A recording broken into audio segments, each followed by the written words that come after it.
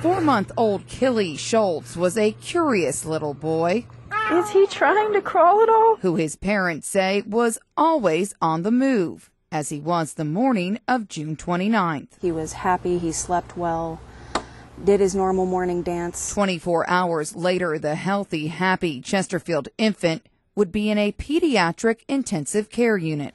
That's when it started to get really bad. Just hours earlier, Alex Dempsey and Gabriel Schultz were headed to the emergency room as a precaution after their son came home from daycare with what they thought was a benign fever and rash. Things would quickly change. He looked sick. He looked very sick.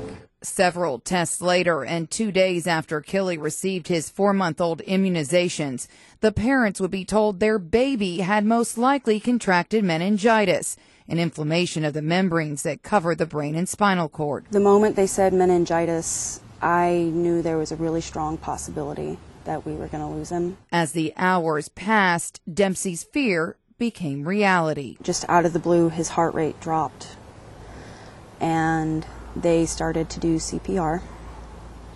And after 10 minutes of CPR, you don't come back from that. So we had to tell them to stop. 24 hours after Killy's first symptom, he'd take his last breath. He was so swollen and purple and really didn't look like him anymore, but still hold him to tell him how beautiful he was and that he was far more than I ever deserved to have.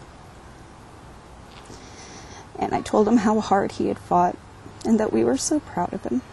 Dempsey says health officials believe Killy contracted the disease from an unvaccinated person. If anything comes out of this, we want people to be aware that vaccinations can prevent things like this. He was just a baby, so he didn't really have much of a chance.